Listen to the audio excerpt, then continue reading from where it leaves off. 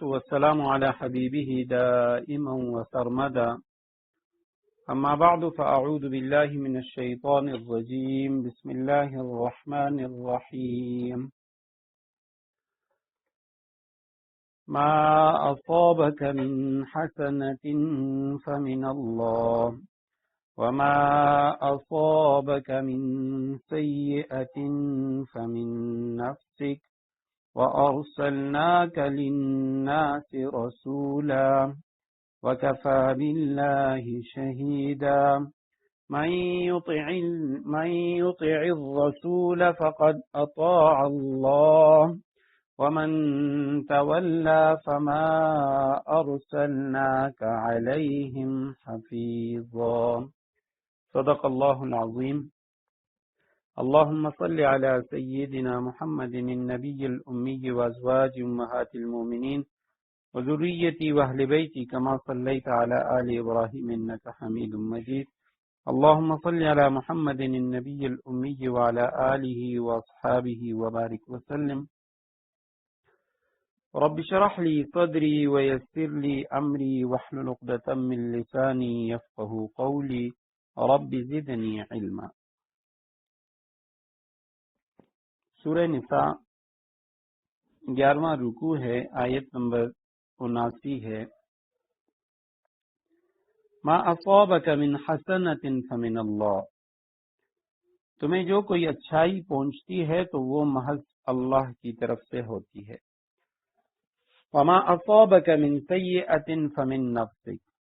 اور جو کوئی برائی پہنچتی ہے تو وہ تمہارے اپنے سبب سے ہوتی ہے۔ وَأَرْسَلْنَاكَ لِلنَّاسِ رَسُولًا، اور اے پیغمبر صلی اللہ علیہ وسلم ہم نے تمہیں لوگوں کے پاس رسول بنا کر بھیجا ہے۔ وَكَفَى بِاللَّهِ شَهِيدًا، اور اللہ اس بات کی گواہی دینے کے لیے کافی ہے۔ مَن يُطِعِ الرَّسُولَ، جو رسول کی اطاعت کرے، فقط اطاع اللہ، اس نے اللہ کی اطاعت کی۔ وَمَن تَوَلَّى، اور جو اطاعت سے منہ پھیر لے، فما ارسلناک علیہم حفیظا، تو اے پیغمبر ہم نے تمہیں ان پر نگران بنا کر نہیں بھیجا کہ تمہیں ان کے عمل کا ذمہ دار ٹھہرایا جائے۔ ما اصابک من حسنۃ، جو بھی آپ کو پہنچے، حسنہ اچھائی کو، اس میں سے اکثر الفاظ پہلے گزر چکے ہیں، اشارہ کر رہا ہوں، جو بھی پہنچے آپ کو، اصابک سے مراد انسان ہے کہ اے انسان تمہیں جو کچھ پہنچے، من حسنۃ اچھائی، بلائی، نیکی، فمن اللہ وہ اللہ کی طرف سے ہے۔ وما اصابک، اور وہ جو تجھے پہنچے، من سیئۃ، سیئہ برائی کو کہا جاتا ہے، کوئی مصیبت پریشانی، فمن نفسک، تو وہ تمہارے اپنے سبب سے ہوتی ہے۔ وَأَرْسَلْنَاكَ،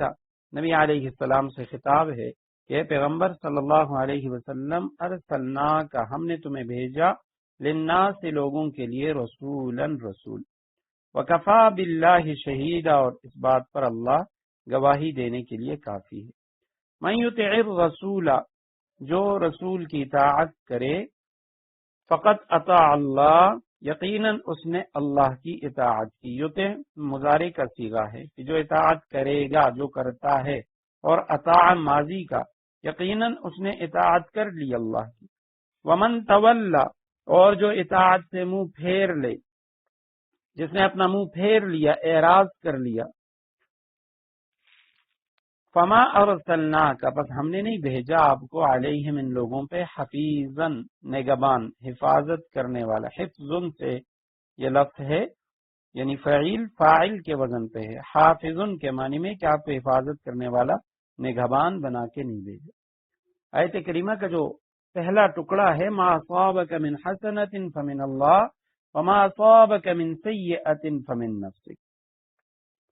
انسان کو جو بھی نعمت ملتی ہے وہ محض اللہ سبحانہ وتعالیٰ کے فضل سے ملتی ہے۔ انسان کبھی بھی یہ خیال نہ کرے کہ مجھے یہ بھلائی، یہ فلان چیز، یہ میرے محنت کی وجہ سے، یہ میری سمجھداری کی وجہ سے مجھے یہ نعمت مل گئی ہے۔ حالانکہ تمام کی تمام جو نعمتیں ہیں، جو بھی دنیاوی کوئی نعمت ہے، اخروی نعمت ہے، دینی ہے، ہر لحاظ سے انسان کبھی یہ نہ سمجھے کہ میں اس کا مستحق تھا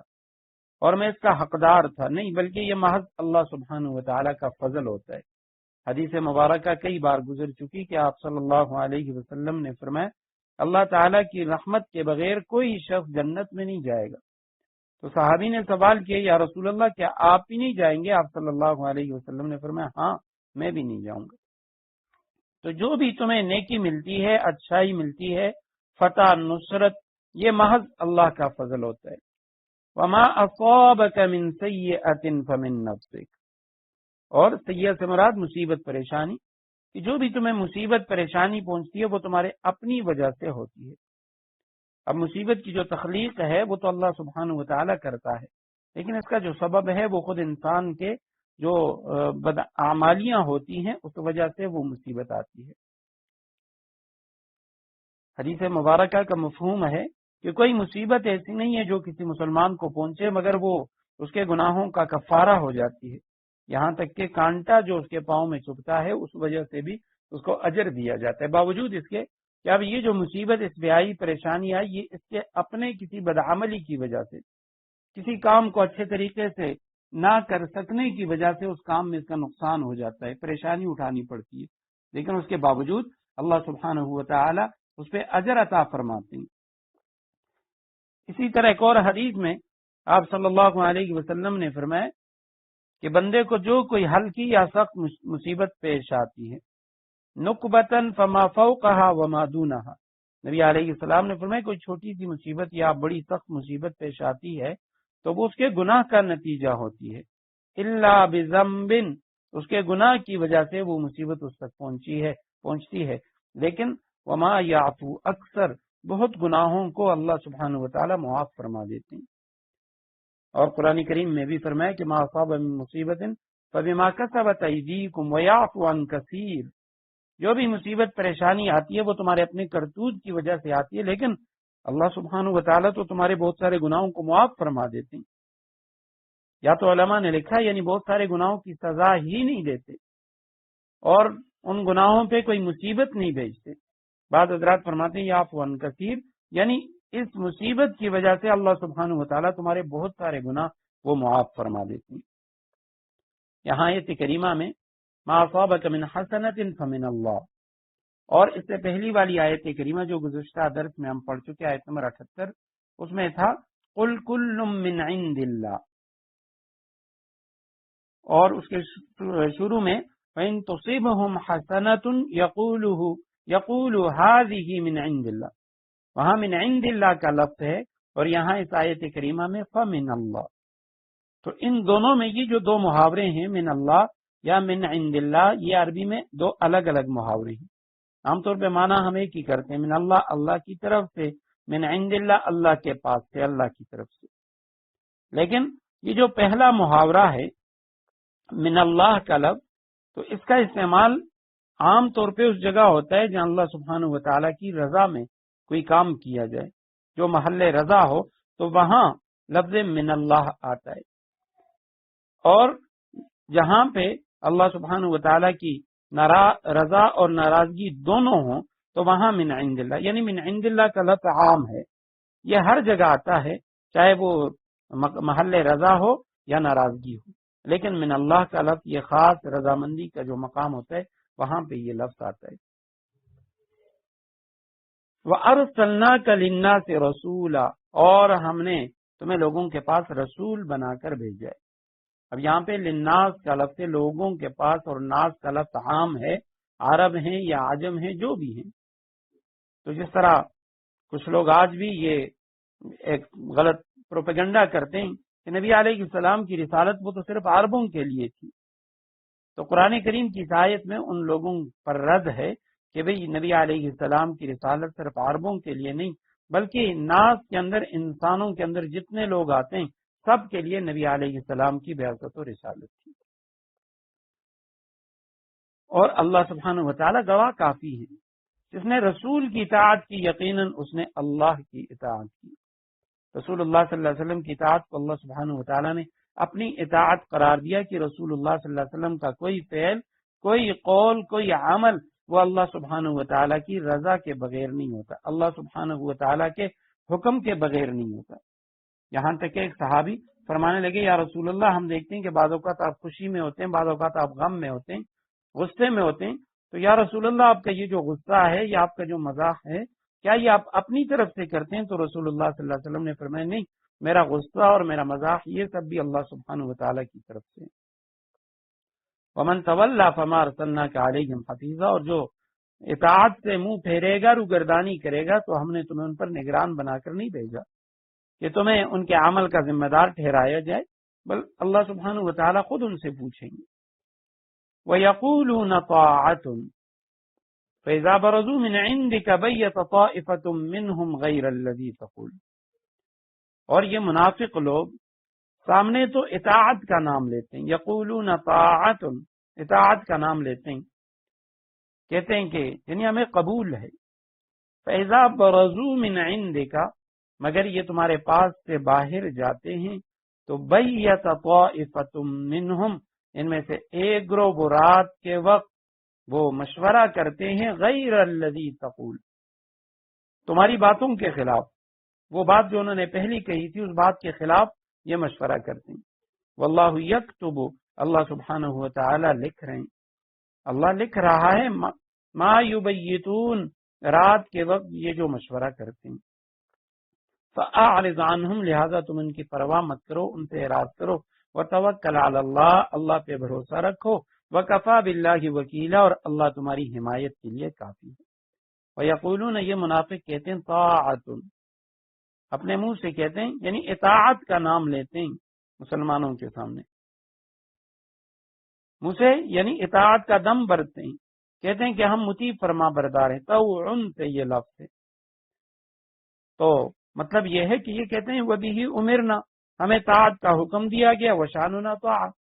اور ہم نے طاعت کو قبول کر لیا، ہم فرما برداری کریں گے۔ فَإِذَا بَرَزُوا، پس جب یہ برزو ماضی جمع مذکر غائب کا صیغہ، جب وہ نکلتے ہیں، بروز کے معنی ہے کھلم کھلا ظاہر ہونا، تو جب یہ نکلتے ہیں من عندک، آپ کے پاس سے، تمہارے پاس سے باہر چلے جاتے ہیں، تو بیتا کے اصل معنی ہے رات کے وقت، یعنی اس نے رات کے وقت مشورہ کیا، مشاورت کی، یبیتون، وہ رات بھر مشورہ کرتے ہیں،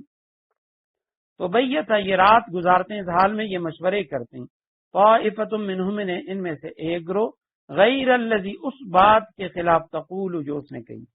جو بات انہوں نے آپ کے سامنے کہی تھی طاعت والی، اس کے خلاف یہ مشورے کرتے ہیں۔ واللہ یکتب، اللہ سبحانہ و تعالی لکھ رہا ہے، ما یبیتون، پہلے واحد کا صیغہ تھا، یہاں جمع مذکر غائب تھا، جو رات کو یہ مشورے کر رہے ہیں وہ اللہ سبحانہ و تعالی لکھ رہا ہے۔ فاعرض عنہم، اعراض کے معنی ہے منہ پھیر لینا، پرواہ نہ کرنا، وتوکل علی اللہ، اللہ پہ بھروسہ کیجئے،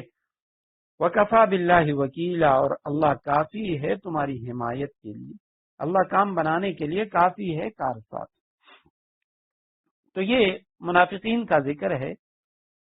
اور مذمت کی گئی ہے ان منافقین کی جو دو رخی پالیسی تھی کہ زبان سے کچھ کہتے ہیں اور دل میں کچھ ہوتا ہے۔ اور اس کے بعد رسول اللہ صلی اللہ علیہ وسلم کو حکم دیا گیا فَأَعْرِضْ عَنْهُمْ وَتَوَكَّلْ عَلَى اللَّهِ وَكَفَى بِاللَّهِ وَكِيلًا، اور یہ کسی بھی رہنما کے لیے، پیشوا کے لیے، مقتدا کے لیے ایک اہم ہدایت ہے کہ جب آپ کے سامنے کوئی شخص کہے کہ ہم نے حکم قبول کیا، ہم نے آپ کی بات کو مان لیا، اور پھر جا کر اپنی مجلسوں میں اس کے خلاف بات کرتے ہیں، اس کے خلاف مشورہ کرتے ہیں، تو یقیناً اس سے رسول اللہ صلی اللہ علیہ وسلم کو بھی سخت تکلیف ہوتی ہوگی، آپ صلی اللہ علیہ وسلم بھی پریشان ہوتے ہوں گے، لیکن اللہ سبحانہ و تعالیٰ نے فرمایا ان کی پرواہ نہ کیجیے، آپ اپنا کام اللہ کے بھروسے پر کرتے رہیں، کیونکہ اللہ آپ کے لیے کافی ہے۔ تو جہاں بھی بندہ دین کا کام کرتا ہے، اللہ سبحانہ و تعالیٰ کی رضا کا کوئی کام کرتا ہے، دین کی سربلندی کے لیے کام کرتا ہے، تو جو منافقین ہوتے ہیں وہ ظاہر میں اس کا ساتھ دیتے ہیں اور پس پردہ وہ مخالفت کرتے ہیں۔ تو فرمایا کہ آپ ان کی پرواہ نہ کریں، اللہ سبحانہ و تعالیٰ تمہارے لیے کافی ہے۔ فلا يتدبرون القرآن ولو كان من عند غیر اللہ لوجدوا فیہ اختلافا کثیرا، کیا یہ لوگ قرآن میں غور و فکر سے کام نہیں لیتے؟ وَلَوْ كَانَ مِنْ عِنْدِ غَيْرِ اللَّهِ، لوجدوا فیہ اختلافا کثیرا، اور اگر یہ اللہ کے سوا کسی اور کی طرف سے ہوتا تو اس میں بکثرت اختلاف پاتے۔ افلا یتدبرون، پس کیا، لا یتدبرون نہیں کا صیغہ ہے، تدبر یتدبر تدبرن کے معنی غور و فکر کرنا، تو کیا یہ لوگ قرآن میں غور و فکر سے کام نہیں لیتے، غور و فکر نہیں کرتے؟ ولو کانا، اگر ہوتا یہ قرآن من عند غیر اللہ، کسی اور کی طرف سے، لوجدوا، تو ضرور یہ پاتے، فیہ، اس کتاب میں، اختلافاً کثیرا، بہت زیادہ اختلاف۔ اللہ سبحانہ وتعالیٰ قرآن کی حقانیت کا ذکر فرما رہے ہیں کہ یہ لوگ قرآن میں غور و فکر کیوں نہیں کرتے؟ اگر یہ قرآن میں غور و فکر کرتے تو لازماً یہ سمجھ جاتے کہ رسول اللہ صلی اللہ علیہ وسلم اللہ کے رسول ہیں اور یہ کتاب اللہ کی سچی کتاب ہے۔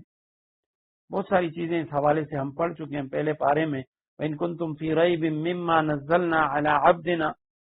کہ قرآن کریم کا جو اعجاز ہے،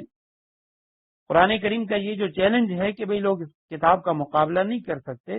بہت ساری چیزیں مفتی شفیع رحمہ اللہ نے وہاں 10 چیزیں لکھی ہیں کہ قرآن کریم پہلی قوموں کی خبریں بھی دے رہا ہے، بعد میں جو آنے والی قیامت تک کی خبریں وہ بھی دے رہے ہیں۔ بہت سارے ایسے واقعات، ایسی پیشگوئیاں قرآن نے پہلی دیں اور مشرکین مکہ کے سامنے بعد میں وہ چیزیں سامنے آ گئیں، نبی علیہ السلام نے پہلے سے پیشگوئی کی تھی۔ تو یہ تمام وہ چیزیں ہیں جو قرآن کی حقانیت کی دلیل ہے۔ اور یہاں تو یہ فرمایا کہ اگر یہ اس میں غور کرتے تو انہیں پتہ چلتا یہ اللہ کی کتاب ہے، کیونکہ اس کے علاوہ جتنی کتابیں ہیں ان میں آپ غور و فکر کریں گے تو آپ کو بہت زیادہ تضاد وہ نظر آئے گا۔ مختصراً میں عرض کرتا ہوں، اب وہ کتابیں یعنی جو الہامی کتابیں ہیں، آسمانی کتابیں، اگر ہم ان کو بھی دیکھیں تو چونکہ ان کی حفاظت کا ذمہ اللہ سبحانہ وتعالی نے نہیں لیا اور قرآن کی حفاظت کا ذمہ لیا ہے، تو یہی وجہ ہے کہ تھوڑے سے عرصے میں، اب وہ کتابیں تو اللہ سبحانہ وتعالی کی طرف سے نازل ہوئی، لیکن تھوڑے سے عرصے ہی میں جب وہ لوگوں کے ہاتھ لگیں تو اس میں اتنا انہوں نے تحریف کیا اور اتنے اختلافات پیدا کیے کہ آج اس کتاب کو دیکھیں تو وہ تضادات کا مجموعہ ہے۔ اب ایک طرف ہم قرآن کو دیکھتے ہیں، قرآن کریم کی کچھ امتیازی خصوصیات ہیں باقی کتابوں کے مقابلے میں، 5-6 میں عرض کرتا ہوں۔ پہلا جو امتیاز ہے قرآن میں اور دیگر الہامی کتابوں میں، وہ یہ ہے کہ یہ واحد الہامی کتاب ہے جس کی جو زبان ہے وہ آج بھی زندہ ہے۔ بہت ساری الہامی کتابیں یا غیر الہامی کتابیں، ان کی زبان کو آج جاننے والا کوئی نہیں ہے، دنیا سے وہ جو زبانیں وہ ختم ہو چکی ہیں، جن کو مردہ زبانیں کہا جاتا ہے۔ تورات کی جو اصل زبان ہے جس میں تورات نازل ہوئی ہے وہ عبرانی ہے۔ آج پوری دنیا میں عبرانی جاننے والا کوئی نہیں ہے، اصل عبرانی زبان کے اندر کوئی تورات وہ پیش نہیں کر سکتا کہ جی یہ اصل اسی عبرانی زبان میں ہے۔ انجیل کی جو اپنی زبان ہے وہ یونانی ہے، زبور کی جو اپنی زبان ہے وہ سریانی ہے۔ آج یونانی بولنے والے یا سریانی زبان یا عبرانی بولنے والے وہ دنیا میں موجود ہی نہیں ہیں، یا اگر ہیں تو خالے نہ ہونے کے برابر ہیں۔ ہندوؤں کی جو 4 مشہور ویدیں ہیں تو ان کی جو اصل زبان ہے وہ سنسکرت ہے، اور وہ بھی صرف برہمن جو ہندو ہے وہی پڑھ سکتے ہیں، اس کے علاوہ عام جو ہندو ہے وہ اپنی ان ویدوں کو بھی ہندی زبان میں پڑھتی ہیں۔ اب یہ قرآن کریم واحد الہامی کتاب کی جس کی زبان زندہ ہے۔ دوسرے نمبر پہ یہ واحد الہامی کتاب ہے جو ایک کتاب کہلاتی ہے۔ تورات، زبور، انجیل یا باقی ہے غیر الہامی جو کتابیں ہیں، غیر جو مذاہب ہیں، ہندوؤں کی کتابیں یا بدھ مت کی کتابیں، تو ان کو ہم یعنی ایک کتاب نہیں کہہ سکتے۔ تورات کو دیکھا جائے تو اس میں عہد نامہ قدیم ہے جس میں تورات کے ساتھ 20 صحیفے موجود ہیں۔ انجیل ایک نہیں 4 انجیلیں جو مشہور ہیں، اس کے علاوہ اور بہت ساری ہیں۔ 5ویں انجیل انجیل برناباس ہے، اور اس کے علاوہ بعض علماء نے لکھا ہے کہ 120 تک انجیلیں وہ دنیا میں پائی جاتی ہیں، اور ان کی مثال اس طرح ہے جیسے ہمارے ہاں جو صحاح 6 ہیں، حدیث کی کتابیں جو حضرات محدثین کرام انہوں نے جمع کی ہیں، نبی علیہ السلام کے اقوال کو جمع کیا۔ اب ان حضرات نے نبی علیہ السلام کے اقوال کو جمع کیا تو اب یہ قرآن الگ ہے اور حدیث الگ ہے۔ تو یہ انجیل کی مثال اس طرح جیسے یعنی یہ 4 حدیث کی کتابیں ہوں کہ انہوں نے حضرت عیسیٰ علیہ السلام کے اقوال کو جمع کی. اور یہی حال جو ہندوؤں کی کتابیں ہیں وید کی، وہ ایک نہیں ہے 4 ہیں، اور اس کے علاوہ اور کی کتابیں. تو مذہبی کتاب اگر کوئی ہے جو صرف واحد ایک کتاب کہلاتی ہے وہ قرآن ہے. تیسرا جو امتیاز ہے وہ یہ ہے کہ یہ واحد الہامی کتاب ہے، ہر ملک کے اندر اصل زبان میں پڑھی جاتی ہے.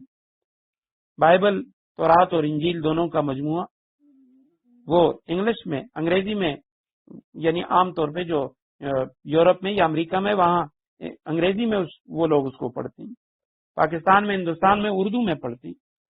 وید جو ہے وہ ہندی میں پڑھتے ہیں. لیکن قرآن کریم پوری دنیا میں جہاں کہیں بھی اس کتاب کو کوئی پڑھے گا وہ عربی زبان میں پڑھے گا. اگر کسی نے اس کا ترجمہ لکھا ہے تو اس کو ہم قرآن نہیں کہتے، ترجمہ کہتے ہیں کہ جی یہ قرآن کریم کا ترجمہ ہے. چوتھے نمبر پہ یہ واحد الہامی کتاب ہے جو لاکھوں انسانوں کو یاد ہے. پوری دنیا میں کوئی ایک شخص ایسا یعنی نہ ہم نے دیکھا نہ کوئی پیدا کر سکتا ہے کہ جی یہ تورات کا حافظ ہے، یہ انجیل کا حافظ ہے. اور اس طرح ہی کہ دنیا میں جتنی انجیلیں ہیں تمام انجیلوں کو ملا کے اس شخص نے اس کو انجیل کو اس طریقے سے یاد کیا ہے کہ اس کا یاد کیا ہوا باقی انجیلوں سے وہ میچ کرتا ہے. اسی طرح زبور ہے اور اسی طرح انجیل ہے، اسی طرح ہندوؤں کی یا باقی مذاہب کی کتاب. پانچویں جو خصوصیت ہے یا امتیاز ہے قرآن کریم کا جو باقی کسی بھی الہامی یا غیر الہامی کتاب میں نہیں ہے، وہ یہ ہے کہ اس کتاب کے اندر ایک جملہ بھی انسانی کلام نہیں ہے. پورے قرآن میں شروع سے آخر تک ایک جملہ ایسا نہیں ہے جو انسانی کلام ہے. انجیلوں کے بارے میں ہم نے پڑھ لیا، حضرت عیسیٰ علیہ السلام کے شاگردوں نے حضرت عیسیٰ علیہ السلام کے حالات نقل کیے اور اس میں کچھ وہ وحی بھی آ گئی جو حضرت عیسیٰ علیہ السلام پہ نازل ہوئی. یہی حال تورات کا ہے، یہی حال باقی اس کا ہے. اب ان کی مثال اس طرح ہے جیسے ہمارے یہاں حدیث کی کتابیں کہ نبی علیہ السلام نے فرمایا. اب صحابی کہتے ہیں کہ آپ صلی اللہ علیہ وسلم نے فرمایا میں نبی علیہ السلام کے ساتھ جا رہا تھا اور میں نے آپ صلی اللہ علیہ وسلم کو اس حال میں دیکھا. تو یہ اس صحابی کی باتیں ہوتی ہیں یا نبی علیہ السلام کا قول ہوتا ہے، لیکن قرآن کریم شروع سے آخر تک اس میں ایک لفظ بھی یعنی انسانی کلام نہیں ہے، ایک جملہ بھی انسانوں کا نہیں ہے. یہ واحد اللہ سبحانہ و تعالیٰ کی کتاب اور کلام ہے شروع سے آخر تک. آمین سورہ فاتحہ کے بعد ہم پڑھتے ہیں، مسنون کلام ہے، نماز میں بھی پڑھتے ہیں، لیکن چونکہ وہ قرآن کا جز نہیں ہے.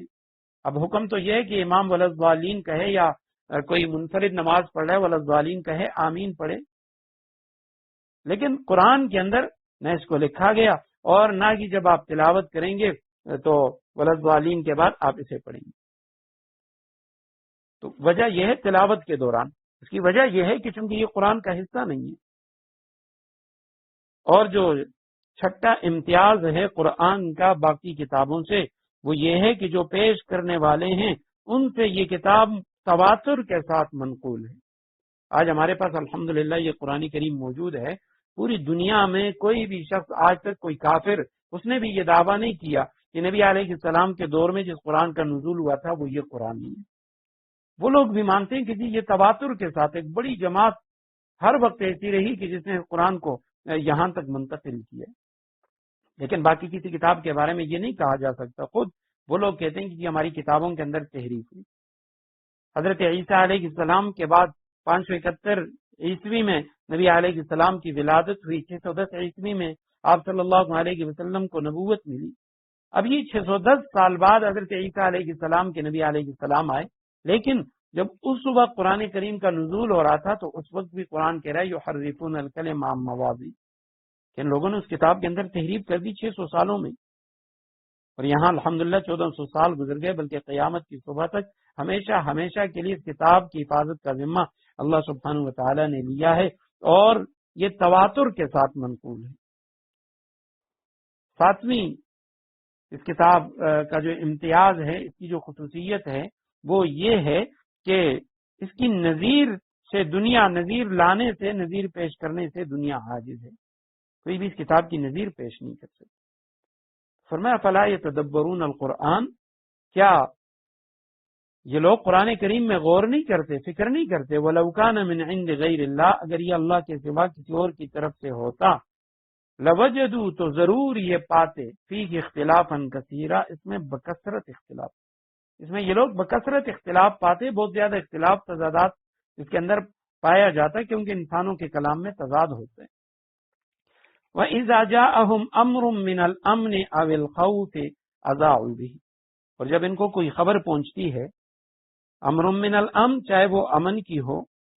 او الخوف، یا وہ خوف پیدا کرنے والی ہو، اذاعوا به، تو یہ لوگ اسے تحقیق کیے بغیر پھیلانا شروع کر دیتے ہیں۔ ولو ردوه الى الرسول، اور اگر یہ اس خبر کو رسول اللہ صلی اللہ علیہ وسلم کے پاس، وَإِلَىٰ أُولِي الْأَمْرِ مِنْهُمْ، یا اصحاب اختیار کے پاس لے جاتے،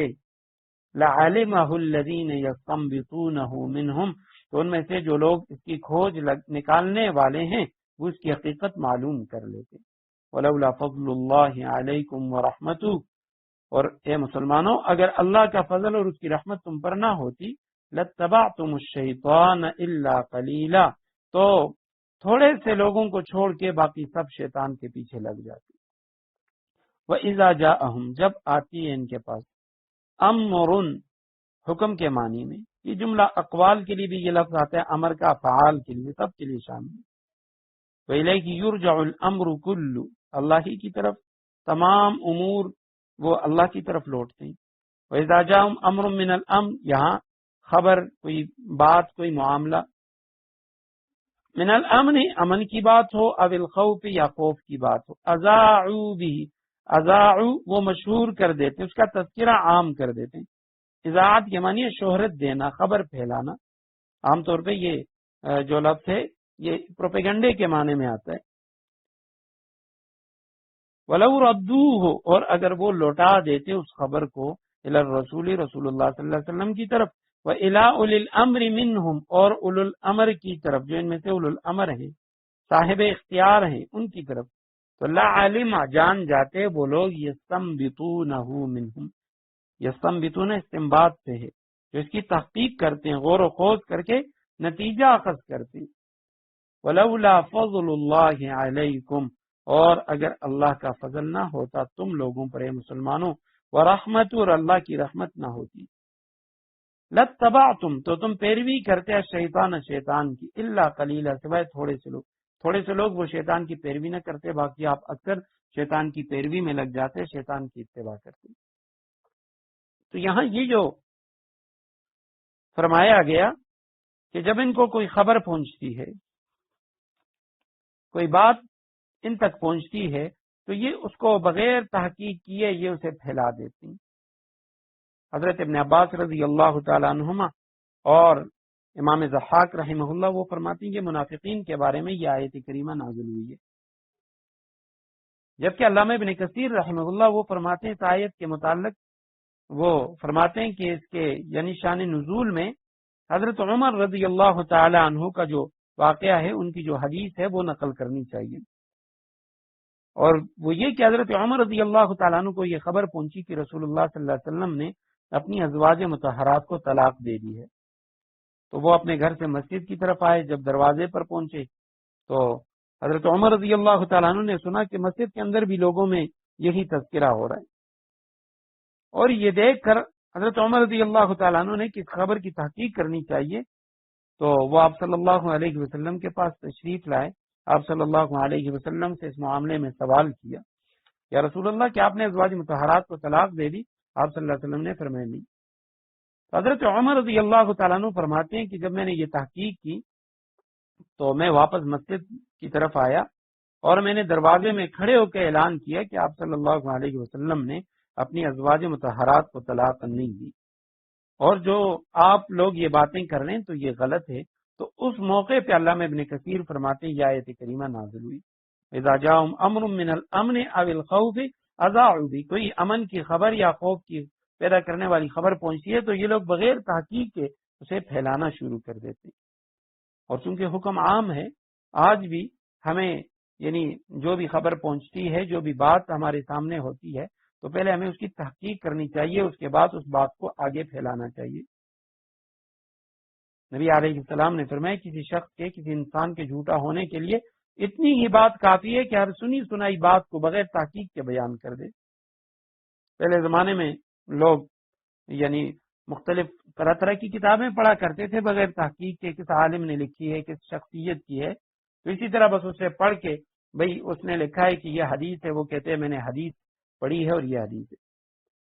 آج سوشل میڈیا پہ ہر شخص کی وہاں دسترس ہے، اس کی رسائی ہے، تو وہ اپنے طور پہ وہاں باتیں نقل کر دیتا ہے، تو لوگ اکثر باتوں کو حضرت علی رضی اللہ تعالیٰ عنہ کی طرف منسوب کر دیتے ہیں کہ حضرت علی رضی اللہ تعالیٰ عنہ کا قول، بغیر تحقیق کیے کہ بھئی ان کا یہ قول کہاں لکھا ہے۔ یا بعض بدبخت وہ نبی علیہ السلام کی طرف بھی منسوب کر دیتے ہیں کہ آپ صلی اللہ علیہ وسلم نے یہ بات فرمائی، حالانکہ آپ صلی اللہ علیہ وسلم نے فرمایا جس نے میری طرف کسی بات کی نسبت کی، ایسی بات کی جو میں نے نہیں کی اور میری طرف اس کی نسبت کی، اس نے اپنا ٹھکانہ جہنم میں بنا لیا۔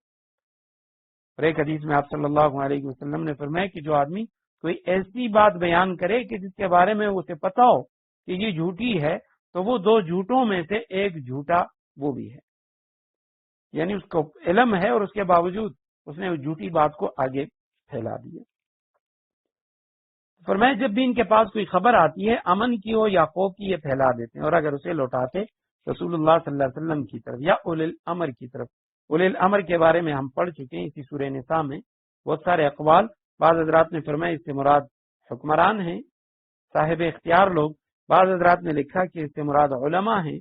جو فقہا ہیں وہ مراد ہیں، اور دونوں کا مجموعہ یہ ہے، یعنی زیادہ صحیح بات یہ ہے کہ اس سے عمراء، حکام، علماء اور فقہا یہ سب مراد ہیں۔ تمام اقوال جو ہیں وہ اس بات پہ جمع ہو جاتی کہ اگر کوئی حاکم ہے اور وہ کسی بات کا حکم دے رہا ہے اور یعنی وہ بات جو ہے قرآن و حدیث سے متصادم نہیں ہے تو اس کی بات بھی ماننی چاہیے۔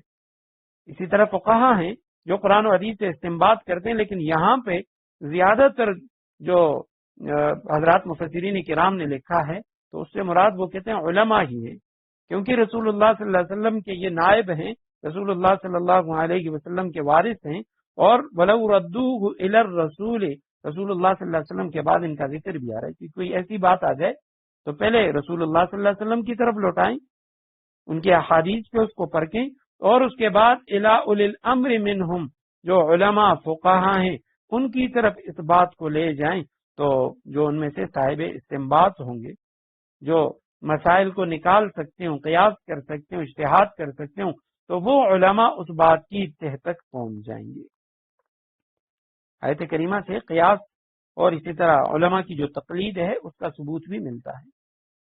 کہ جن مسائل میں کوئی نص نہ ہو، قرآن کی کوئی واضح آیت نہ ہو یا کوئی حدیث نہیں ہے، تو ایسے احکام میں اجتہاد کرنا، قیاس کے جو اصول ہیں اس کے مطابق قیاس کرنا، تو قرآن کریم کی یہ آیت کریمہ اس کے اوپر دلالت کر رہی ہے کہ علماء کو اللہ سبحانہ و تعالیٰ نے یہ ذمہ داری دی ہے کہ وہ ایسے مسائل کے اندر قیاس کریں اور احکام نکالیں اور عوام کی سہولت کے لیے اس کو عوام کے سامنے رکھیں۔ تو اب یہاں پہ یعنی چند چیزیں ہیں، ایک تو یہ کہ فقہا اور علماء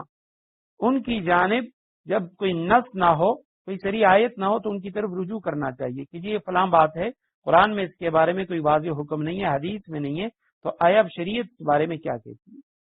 دوسری بات یہ ہے کہ جو اللہ سبحانہ و تعالیٰ کے احکام ہیں اس کی دو قسمیں ہیں، ایک تو بالکل واضح نص صریح حکم ہے، اور بعض وہ ہوتی ہیں جو غیر صریح ہوتی ہیں، مبہم ہوتی ہیں، تو جن کو اللہ سبحانہ و تعالیٰ نے قرآنی آیات کی گہرائیوں کے اندر رکھ دیا ہے۔ اور تیسری بات یہ ہے کہ علماء کا یہ فریضہ ہے کہ وہ ایسے معانی کو، ایسے احکامات کو اجتہاد و قیاس کے ذریعے اس کو نکالیں قرآن و حدیث سے۔ اور چوتھے یہ کہ عوام کے لیے ضروری ہے کہ وہ ایسے مسائل میں علماء کی تقلید کریں، علماء کی جو بات ہیں جن پر وہ اعتماد کرتے ہوں، ایسے علماء کی بات مانیں، اس کی تقلید کریں۔ تو اب یہاں پہ فرمایا لَعَلِمَهُ الَّذِينَ يَسْتَنبِطُونَهُ مِنْهُمْ، کہ وہ لوگ جو استنباط کا ملکہ رکھتے ہیں وہ اس سے بات کی تہ تک پہنچ جائیں گے۔ بعض حضرات وہ یہاں پہ یہ اعتراض کرتے ہیں کہ جی پیچھے تو یہاں اس بات کی خبر ہے کہ امر من الامن او الخوف، جہاد کا تذکرہ ہو رہا ہے کہ جی کوئی امن کی بات آئے یا خوف کی بات آئے تو وہ لوگ اس کو پھیلا دیتے ہیں، تو ایسی باتوں کو علماء کی طرف لے کے جانا چاہیے، یا حکمران طبقے کی طرف، جو کمانڈر ہیں فوج کے ان کی طرف لے کے جانا چاہیے۔ تو یہاں سے تو اجتہاد اور استنباط کے حوالے سے کوئی بات ثابت نہیں ہوتی، احکام القرآن میں امام جساس رحمہ اللہ وہ فرماتے ہیں کہ بھئی یہاں یہ جو فرمایا گیا امن اور خوف دو چیزیں، امن کی حالت میں کوئی ایسی بات آتی ہے تب بھی علماء کی طرف رجوع کریں، خوف کی حالت ہے تب بھی علماء کی طرف رجوع کریں. تو اس سے پتہ چلتا ہے یہ صرف جہاد سے متعلق نہیں ہے، بلکہ جب امن کا ذکر آ گیا تو پتہ چلا کہ بھئی ہر حال کے اندر اس طرح کے مسائل میں علماء کی طرف رجوع کرنا چاہیے. فقاتل فی سبیل اللہ لا تکلف الا نفسک ولولا فضل اللہ علیکم ورحمتہ، اگر اللہ کا فضل نہ ہوتا، اللہ کی رحمت نہ ہوتی تو لَاتَّبَعْتُمُ الشَّيْطَانَ، تم شیطان کی پیروی کرتے، تم میں سے زیادہ تر، الا قلیلا، سوائے چند لوگوں کی. وہ یعنی ایسے لوگ ہیں شیطان کی پیروی نہ کرتے، باقی تم شیطان کی اتباع میں لگ جاتے. لیکن یہ محض اللہ سبحانہ و تعالیٰ کا فضل، اس کی رحمت ہے کہ اس نے تمہیں شیطان کی پیروی سے بچایا. فقاتل فی سبیل اللہ لا تکلف الا نفسک، لہذا پیغمبر صلی اللہ علیہ وسلم فقاتل فی سبیل اللہ، تم اللہ کے راستے میں جنگ کرو. لا تکلف الا نفسک، تم پر اپنے سوا کسی اور کی ذمہ داری نہیں ہے. وحرض المؤمنین، ہاں مومنوں کو ترغیب دیتے رہو. عسى اللہ ان یکف بأس الذین کفروا، کچھ بعید نہیں کہ اللہ کافروں کی جنگ کا زور توڑ دے. واللہ اشد بأسا واشد تنکیلا، اور اللہ کا زور سب سے زیادہ زبردست ہے، واشد تنکیلا، اور اس کی سزا بھی بڑی سخت ہے. فقاتل، بس آپ قتال کیجئے، جہاد کیجئے، فی سبیل اللہ، اللہ کے راستے میں لڑیے. لا تکلف مجہول کا صیغہ ہے، مکلف بنانا یعنی کسی شخص کو کسی چیز کی ذمہ داری سونپنا، تو لا تکلف، آپ کو ذمہ دار نہیں بنایا گیا، آپ کو تکلیف نہیں دی جائے گی، آپ کو مکلف نہیں کیا گیا، الا نفسک، سے اپنی ذات تک، آپ کی ذات تک آپ مکلف ہیں، آپ سے اس بارے میں پوچھا جائے گا. وحرض المؤمنین، ہاں حرض امر کا صیغہ ہے، آپ رغبت دلائیے، تاکید کریں. تحریض اور ابارنا اس کے معنی.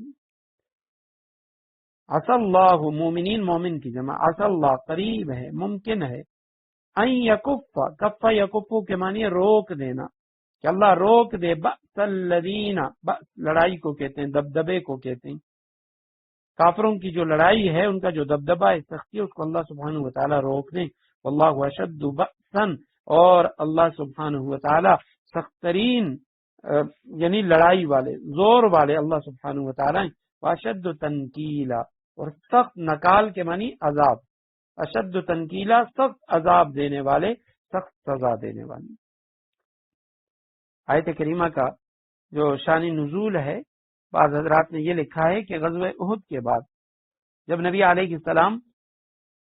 غزوہ بدر صغرا کے لیے گئے تھے، یا جس کو غزوہ بدر موعود بھی کہا جاتا ہے، جس کا تذکرہ ہم پڑھ چکے ہیں کہ جب ابو سفیان غزوہ احد کے بعد جا رہا تھا تو اس نے کہا آئندہ سال بدر کے موقع پر ہماری پھر ملاقات ہوگی. تو جب آپ صلی اللہ علیہ وسلم اس کے لیے نکل رہے تھے تو اس وقت چونکہ صحابہ کرام میں سے بعض لوگوں کے جو زخم تھے وہ تازہ تھے، بہت سارے حضرات ان کے رشتہ دار، والدین اور بھائیوں میں سے شہید ہو چکے تھے. تو اس وجہ سے، اور بعض لوگوں نے یعنی افواہیں بھی پھیلا دی، اس وجہ سے کچھ لوگوں نے تأمل کیا. تو اس موقع پہ اللہ سبحانہ و تعالیٰ نے یہ آیت کریمہ نازل فرمائی کہ آپ سے صرف اپنی نفس کے بارے میں پوچھا جائے گا، آپ مومنوں کو جہاد پہ اباریں، اور عنقریب اللہ سبحانہ و تعالیٰ کفار کی جو لڑائی ہے وہ تم سے روک دیں گے، وہ بند کر دیں گے. اور اللہ بہت سخت یعنی اللہ سبحانہ و تعالیٰ کی جو لڑائی ہے اس کی پکڑ وہ بہت سخت ہے اور سخت سزا دینے والے ہیں. من یشفع شفاعتا حسنتا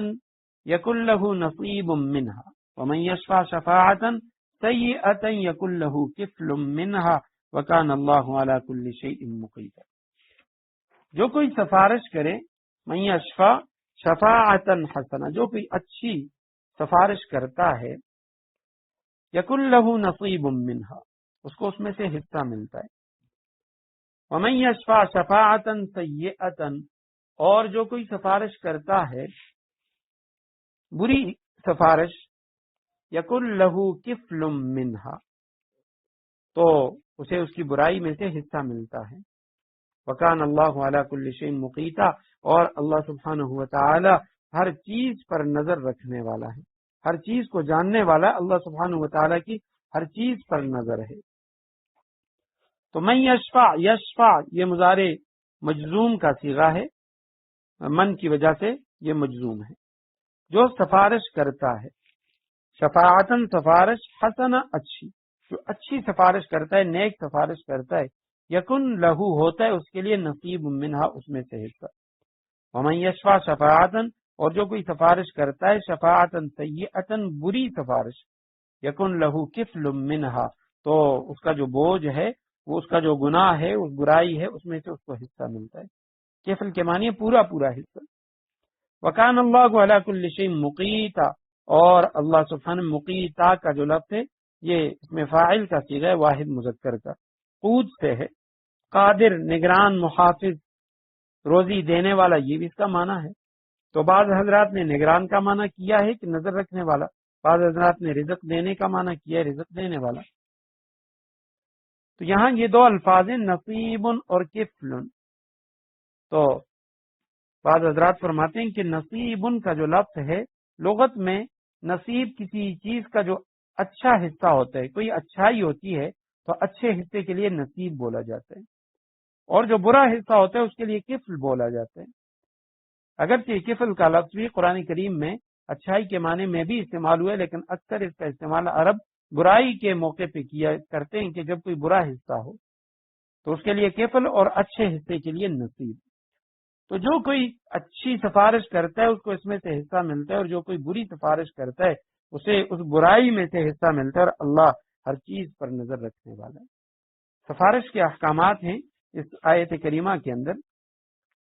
سب سے پہلی بات تو یہ ہے کہ یہ جو سفارش ہے تو اس کا شرعی جو تصور ہے وہ یہ ہے کہ کوئی شخص کسی آدمی کے کام کے لیے یا اپنی کسی ذاتی کام کے لیے کسی دوسرے شخص کے سامنے اس بات کی سفارش کرتا ہے، گواہی دیتا ہے کہ یہ جو فلاں شخص ہے یہ اس کام کا اہل ہے، لہذا میں اس شخص کو اس کام کے لیے بہتر سمجھتا ہوں سب سے، اور میں یہ چاہتا ہوں، میری یہ رائے ہے کہ آپ اس کو اس کام پہ لگا دیں۔ یہ سفارش کا شرعی تصور ہے، اور آپ صلی اللہ علیہ وسلم نے اس کی فضیلت بھی بیان کی ہے کہ آپ صلی اللہ علیہ وسلم کے مجلس میں اگر کوئی شخص اس طرح آ جاتا حاجت مند تو آپ صلی اللہ علیہ وسلم صحابہ کرام سے فرماتے کہ تم اس کی یہ جو حاجت ہے یہ پوری کرو، اور اسی طرح اگر تمہارے پاس کوئی اپنی حاجت لے کے آئے تو تم اس کی سفارش میرے سامنے کیا کرو، کیونکہ سفارش پہ تمہیں اجر ملتا ہے، تمہیں ثواب ملتا ہے۔ لیکن سفارش کے لیے یہ بات جاننا ضروری ہے کہ سفارش شہادت اور گواہی ہے، جس طرح گواہی میں جھوٹ بولنا گناہ کبیرہ ہے، اسی طرح سفارش میں بھی جھوٹ بولنا یہ گناہ کبیرہ ہے۔ تو جہاں کہیں بندہ سفارش کرے تو اس کے لیے یہ ضروری ہے وہ یہ دیکھے میں جو سفارش کر رہا ہوں تو میرا یہ سفارش جس شخص کے لیے کر رہا ہوں وہ اس کام کا اہل بھی ہے یا نہیں ہے، اس بات کے لیے میں سفارش کر رہا ہوں یہ سفارش ٹھیک بھی ہے یا غلط ہے۔ البتہ سفارش میں کسی پہ دباؤ ڈالنا، اپنی کوئی ذاتی وجاہت ہے یا کوئی عہدہ ہے تو اس کا پریشر ڈالنا یہ شرعاً ناجائز اور حرام ہے۔ کہ شریعت سفارش کے معنی یہ ہیں کہ بس جس چیز میں آپ اچھائی دیکھتے ہیں اس کو آپ آگے پہنچا دیتے ہیں، کیونکہ بعض اوقات ایک شخص ایسا ہے وہ کسی کام کا اہل ہے لیکن وہ اپنی بات جو حکمران طبقہ ہے کسی بڑے عہدیدار اس تک نہیں پہنچا سکتا تو آپ اس کی بات کو وہاں پہنچا دیتے ہیں۔ اور آپ صلی اللہ علیہ وسلم نے فرمایا الدال علی الخیر کفاعل، کہ کسی نیکی کے کام پر کسی کو آمادہ کرنے والا وہ ایسا ہی ہے جیسا کہ اس نے خود اس نیک عمل کو کیا۔ اور اسی طرح برائی پہ کسی کی سفارش کرنے والا، آپ صلی اللہ علیہ وسلم نے فرمایا اگر کسی مسلمان کے قتل میں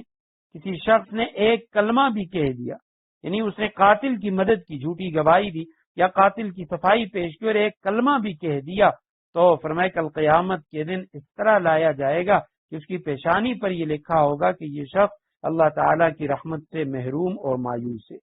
آئسم من رحمت اللہ، یہ کلمات اس کی پیشانی پر لکھے ہوں گے کہ جو صرف دنیا میں قاتل کی صرف ایک لفظ کے ساتھ حمایت کر دی۔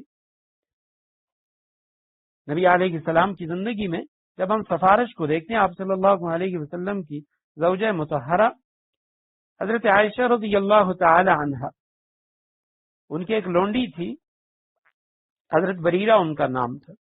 تو اس سے پہلے وہ کسی اور شخص کی لونڈی تھی تو اس نے ان کا نکاح کرا دیا حضرت مغیث رضی اللہ تعالیٰ عنہ سے، صحابی تھے. اور لونڈی کے بارے میں شرعی حکم یہ ہے کہ چونکہ وہ آزاد نہیں ہے، اس کا جو مالک ہے تو وہ اس کے اچھے اور برے کا حقدار ہوتا ہے، یعنی وہ اس کی مرضی کے بغیر جس سے وہ چاہے اس کی شادی کرا دیتے ہیں. تو حضرت بریرہ کا جو مالک تھا اس نے اس کی شادی کرا دی حضرت مغیث کے ساتھ. اللہ سبحانہ و تعالیٰ نے ان کو بڑی خوبصورتی عطا کی تھی. ان کے جو شوہر تھے حضرت مغیث تو وہ اس طرح خوش شکل نہیں تھے، شکل و صورت کے لحاظ سے وہ خوبصورت نہیں تھے، حبشی نسل کے تھے. تو بعد میں حضرت بریرہ رضی اللہ تعالیٰ عنہ کو حضرت عائشہ رضی اللہ تعالیٰ عنہ نے خرید لیا اور آزاد کر دیا. تو جب ان کو خرید کے آزاد کر دیا تو آزادی کے بعد اب چونکہ لونڈی کو اختیار ہے کہ اس کے مالک نے اسے آزاد کر دیا اور اس کی پہلی جو شادی ہوئی تھی وہ مالک نے کرائی تھی، تو اب شریعت نے اسے اجازت دی کہ اس کی مرضی ہے وہ پہلی شادی کو برقرار رکھے یا اسے توڑ دے. تو حضرت بریرہ رضی اللہ تعالیٰ عنہ اس نکاح کو توڑ دیا، ختم کر دیا. تو اب ان کے جو شوہر تھے حضرت مغیث، ان کو ان سے بڑی محبت تھی. حضرت عبداللہ ابن عباس رضی اللہ تعالیٰ عنہما وہ فرماتے ہیں کہ مجھے وہ منظر آج تک نہیں بھولتا کہ ہم دیکھتے کہ مغیث رضی اللہ تعالیٰ عنہ وہ مدینہ کی گلیوں میں اس طرح گھوم رہے ہیں کہ ان کی آنکھوں سے آنسو بہ رہے ہیں اور آنسوؤں کی وجہ سے ان کی داڑھی وہ بھیگ رہی ہے. تو اس طرح وہ روتے ہوئے جا رہے تھے اور حضرت بریرہ ان کے آگے تھے اور حضرت بریرہ کی خوشامد کر رہے تھے. ان کو وہ اس پر راضی کرنے کی کوشش کر رہے تھے کہ خدا کے لیے اپنے اس فیصلے کو تبدیل کر لو اور دوبارہ مجھ سے نکاح کر لو. حضرت بریرہ رضی اللہ تعالیٰ عنہ وہ مان نہیں رہی تھی.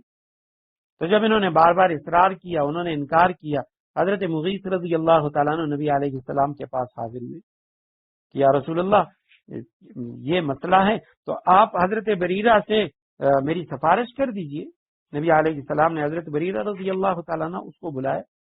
اور حضرت بریرہ رضی اللہ تعالیٰ عنہ سے نبی علیہ السلام نے فرمایا کہ بریرہ اگر تم اپنے اس فیصلے سے رجوع کر لو تو اچھا ہے، اس لیے کہ وہ تمہارے بچے کا باپ ہے اور وہ بہت زیادہ پریشان بھی ہے، اسے تم سے بہت زیادہ محبت بھی ہے. تو جب نبی علیہ السلام نے یہ سفارش کی حضرت بریرہ رضی اللہ تعالیٰ عنہ کے سامنے، وہ ایک لونڈی تھی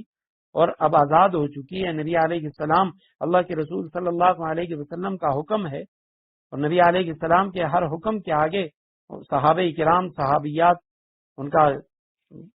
ہر معاملے میں وہ سر تسلیم خم ہوتا تھا. تو حضرت بریرہ فرماتی ہیں یا رسول اللہ اگر یہ آپ کا حکم ہے تو مجھے سر آنکھوں پہ منظور ہے یا رسول اللہ، میں دوبارہ اس سے نکاح کرنے کو تیار ہوں، لیکن اگر آپ یا رسول اللہ سفارش فرما رہے، آپ اس کی سفارش کر رہے تو یا رسول اللہ پھر اس حوالے سے میں دیکھوں گی. تو نبی علیہ السلام نے فرمایا بریرہ میں حکم نہیں دیتا، یہ میرا حکم نہیں ہے، انما اشفا، میں تو صرف سفارش کر رہا ہوں. جب حضرت بریرہ رضی اللہ تعالیٰ عنہ نے یہ سنا تو انہوں نے کہا یا رسول اللہ جب آپ کا حکم نہیں ہے، صرف سفارش اور مشورہ ہے، تو لہٰذا یا رسول اللہ مجھے چونکہ آزادی مل چکی ہے تو لہٰذا اب میرا فیصلہ یہ ہے کہ میں دوبارہ ان کے پاس نہیں جاؤں گی. تو حضرت بریرہ رضی اللہ تعالیٰ عنہ انہوں نے دوبارہ ان کے پاس نہیں گئی، علیحدگی اختیار کر لی.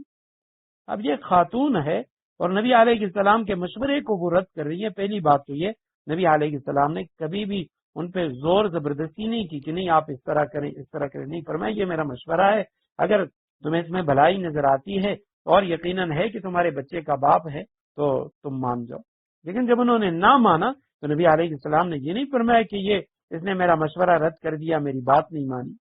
حالانکہ حضرت عائشہ نے اس کو آزادی دلائی ہے، انہوں نے اس کو آزاد کیا اور نبی علیہ السلام نے ادنا سی ناگواری کا اظہار بھی نہیں فرمایا. تو یہ امت کے لیے اس میں سبق ہے کہ بھئی سفارش اس کی حقیقت یہ ہے جس کے اوپر آپ کو ثواب بھی ملے گا، اجر بھی ملے گا اگر آپ اچھی سفارش کر رہے ہیں کسی کی، اور اگر آپ نے اچھی سفارش کر لی آگے کسی نے نہ مانی تو آپ کو پھر بھی اجر مل گیا. خدا نخواستہ بری سفارش کی اور آگے وہ منظور نہ ہوئی، وہ کام نہ بھی ہوا، تب بھی آپ کو گناہ ہو گیا کیونکہ آپ نے بری سفارش کر لی. تو عام طور پہ آج کل ہمارے معاشرے میں لوگوں نے سفارش کا حلیہ بگاڑ دیا اور وہ حقیقتاً سفارش نہیں ہوتی. مفتی شفیع رحمہ اللہ وہ فرماتے ہیں کہ یہ تعلقات یا وجاہت کا اثر اور دباؤ ڈالنا ہوتا ہے کہ بھئی لازماً میں آپ کے پاس آیا ہوں، میں پہلی بار آیا ہوں اور میں نے پہلی بار آپ کے کام کا کہا ہے، یا یہ فلاں یہ میرا بیٹا ہے، یہ میرا قریبی عزیز ہے، لازماً آپ نے یہ کام کرنے پر میں یہ سفارش نہیں ہے، یا آپ اس پہ یعنی زبردستی مسلط ہو رہے ہیں، زبردستی اس سے یہ کام لے رہے ہیں، حالانکہ شرعی طور پہ یہ ناجائز ہے۔ اور سفارش کے حوالے سے سفارش پر کچھ معاوضہ لینا یہ رشوت ہے اور حرام ہے۔ سفارش کے اوپر کوئی شخص وہ اس پہ کوئی معاوضہ لے کہ جی میں آپ کا یہ کام کر دوں گا، آپ مجھے اتنے پیسے دے دیں یا اس طرح کر دیں، اس طرح۔ اور اسی طرح اس سفارش کے اندر یہ بھی آتا ہے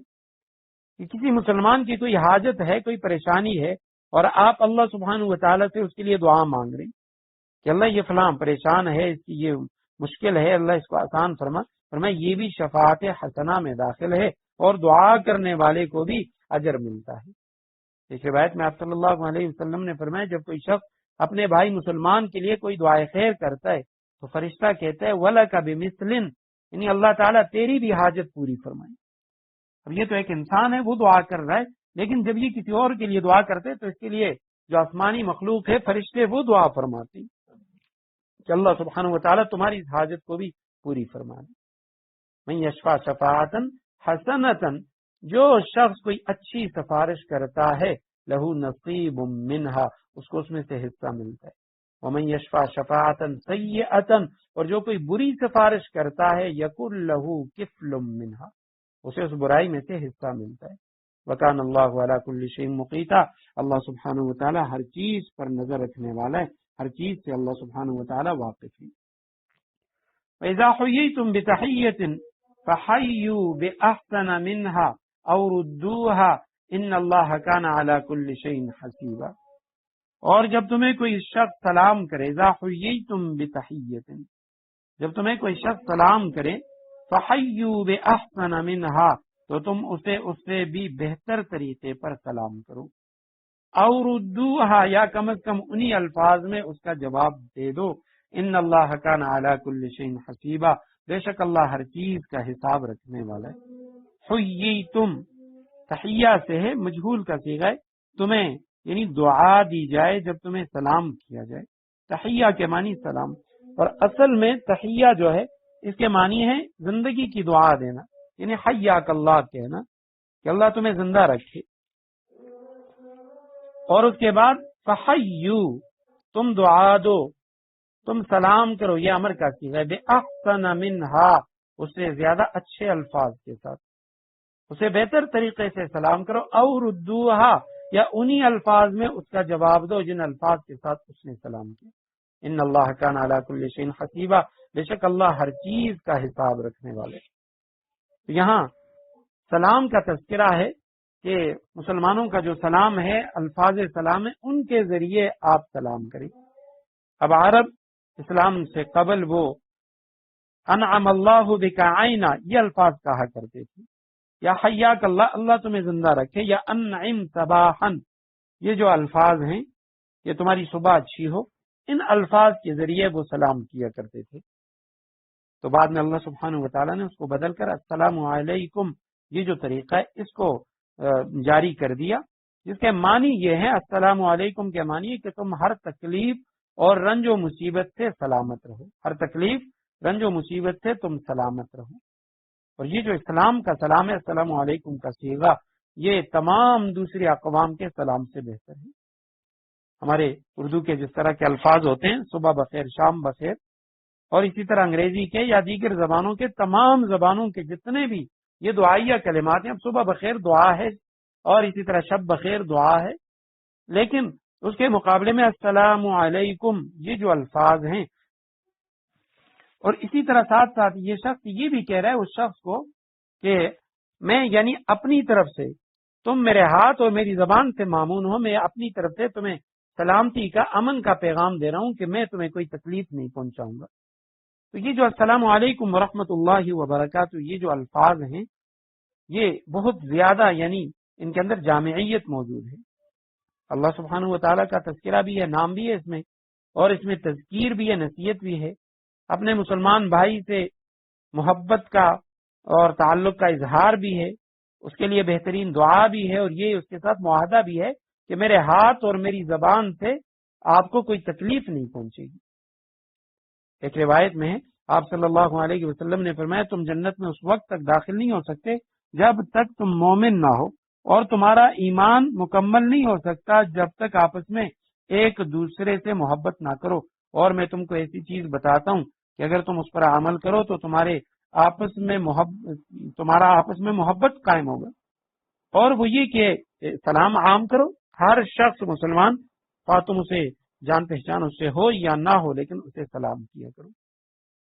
عبداللہ ابن عمر رضی اللہ تعالیٰ عنہ کے متعلق آتا ہے کہ وہ اکثر بازار میں صرف اس لیے جایا کرتے تھے کہ کوئی مسلمان ملے اور اس کو سلام کرے تاکہ جو عبادت کا ثواب ہے وہ حاصل کرے، اور فرماتے ہیں کہ میرا اس سے کوئی خریدنا یا فروخت کرنا مقصود نہیں ہوتا تھا۔ اب یہ جو فرمایا کہ جب تمہیں سلام کیا جائے تو اسے بہتر کلمات کے ساتھ یا انہی کلمات کے ساتھ تم بھی سلام کرو۔ تو بہتر کلمات تو یہ کوئی السلام علیکم کہے تو یہ جواب میں وعلیکم السلام ورحمۃ اللہ کہے، کوئی السلام علیکم ورحمۃ اللہ کہے تو یہ جواب میں وعلیکم السلام ورحمۃ اللہ وبرکاتہ کہے، السلام علیکم ورحمۃ اللہ وبرکاتہ کہے تو جواب میں وعلیکم السلام ورحمۃ اللہ وبرکاتہ یا صرف وعلیکم السلام کہہ دے تب بھی ٹھیک ہے۔ نبی علیہ السلام کے پاس ایک صحابی آئے اور انہوں نے کہا السلام علیکم، آپ صلی اللہ علیہ وسلم نے جواب میں ایک جملہ زیادہ فرما دیا۔ پھر دوسرے آئے، انہوں نے السلام علیکم ورحمۃ اللہ کہا، آپ صلی اللہ علیہ وسلم نے وعلیکم السلام ورحمۃ اللہ وبرکاتہ کہہ دی۔ صحابی آئے، انہوں نے سلام کیا اور انہوں نے السلام علیکم یا رسول اللہ ورحمۃ اللہ وبرکاتہ کا، آپ صلی اللہ علیہ وسلم نے صرف وعلیکم کہہ دیا۔ وہ صحابی پریشان ہو گئے، دل میں شکایت پیدا ہوئی کہ آپ صلی اللہ علیہ وسلم نے میرے سلام کا پورا جواب کیوں نہ دیا؟ تو آپ صلی اللہ علیہ وسلم نے فرمایا کہ تم نے میرے لیے کوئی لفظ چھوڑا ہی نہیں ہے، ورحمۃ اللہ وبرکاتہ تک تم نے کہہ دیا، تو اس لیے میں نے بھی اس کے جواب میں صرف وعلیکم کہا، یعنی کہ اللہ سبحانہ وتعالیٰ کی طرف سے تم پہ سلامتی بھی ہو، رحمت بھی ہو اور برکتیں بھی ہوں۔ سلام ہی کے متعلق کچھ مزید مسائل ہیں، سلام کا طریقہ اور سلام کا جو حکم ہے، تو انشاءاللہ کل کے درس میں اس پہ گفتگو کریں گے۔ اللہ سبحانہ وتعالی ہمیں عمل کی توفیق نصیب فرمائے۔ وآخر دعوانا ان الحمد للہ رب العالمین۔